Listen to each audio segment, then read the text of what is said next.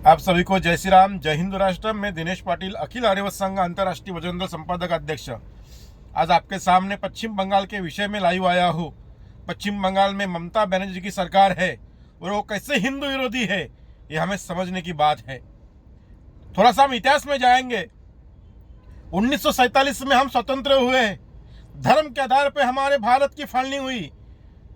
मुसलमानों ने पाकिस्तान उनके धर्म के आधार पर ले लिया और मुसलमानों ने पाकिस्तान को इस्लामिक राष्ट्र घोषित कर दिया। बचा हुआ देश हम हिंदुओं का था। लेकिन कांग्रेस की रणनीति देखिए, सेक्युलरिज्म, हिंदू मुस्लिम भाईचारा का नारा सिर्फ भारत में दिया, पाकिस्तान में नहीं दिया। जो भारत माता को माता नहीं कहता है, जो भारत माता को वंदे मातरम नहीं कहता है, उनको हमारे देश में रह के उनको वक्फ बोर्ड दे दिया। उनका कहना है कि जो मुसलमान भारत छोड़ के पाकिस्तान गए, उनकी जो जायदाद है, उनकी जो जमीन है, वो जमीन पे मुसलमान का ही अधिकार है। अगर धर्म के आधार पे इनको पाकिस्तान दे दिया है तो बचा हुआ देश हम हिंदुओं का था। फिर इनका इधर क्या विषय था? लेकिन देखिए, सरकार दोहरी राजनीति हमसे करती है। आज केंद्र में सरकार मेरी है, राज्य में सरकार मेरी है, एक 27 राज्यों में सरकार हमारी हिंदुत्ववादी है, फिर भी पश्चिम में बंगाल में हमारा हिंदू कट रहा है। कुछ लोग कहने लगे हैं हिंदुस्तान में हिंदू सुरक्षित नहीं है। अरे यार, अगर हिंदुत्ववादी सरकार के काल में हिंदू सुरक्षित नहीं रहेंगे तो कांग्रेस के काल में हिंदू सुरक्षित रहेंगे? कौन से ख्वाब में जी रहे हैं? प्रधानमंत्री हमारा हिंदुओं का, यानी कि संघ का, हिंदुत्ववादी सरकार का, राष्ट्रपति हमारा, गृह मंत्री हमारा, केंद्र में बहुमत की सरकार हमारी।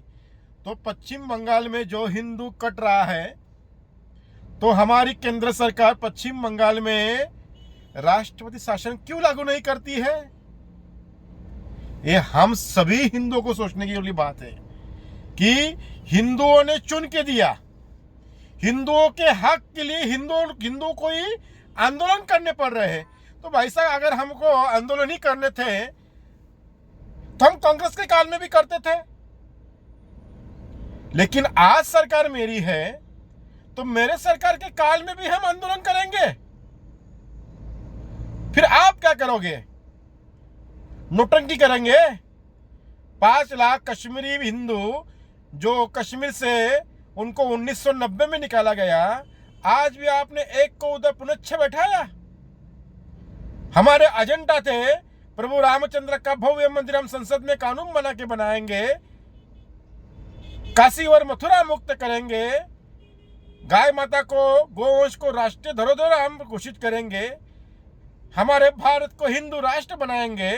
बांग्लादेश इस्लामिक राष्ट्र हो सकता है, पाकिस्तान इस्लामिक राष्ट्र हो सकता है, तो भारत हिंदू राष्ट्र क्यों नहीं हो सकता है? आज हम सभी हिंदुओं ने सोचना चाहिए है। हमने सरकार को चुन के दिया है। सरकार ने अभी सबका साथ सबका विकास छोड़ के हिंदुओं का साथ हिंदुओं का विकास, यह बात पे सरकार ने काम करना चाहिए। उत्तर प्रदेश में एक कैराना गांव है, उसमें 500 मकान हमारे योगी जी ने मुसलमानों को दिए थे, लेकिन 500 में से 5 वोट भी नहीं गिरे लोकसभा में।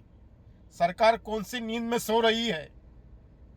मोदी सौगात आपने लाया, 32 लाख फुट पॉकेट आपने उनको बांटे।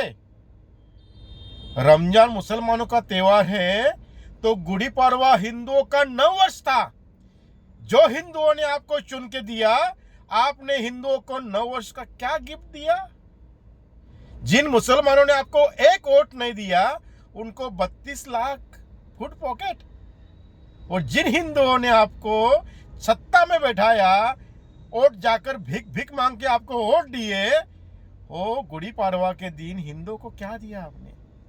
पश्चिम बंगाल में हिंदू कट रहा है, छोटे छोटे बच्चों के ऊपर बलात्कार हो रहे हैं। सरकार एक्शन कब लेगी? मेरा केंद्र सरकार से निवेदन है, जल्द से जल्द पश्चिम बंगाल में ममता बनर्जी की सरकार बर्खास्त करके वहां पर राष्ट्रपति शासन लागू किया जाए। जय श्री राम, जय हिंद राष्ट्र।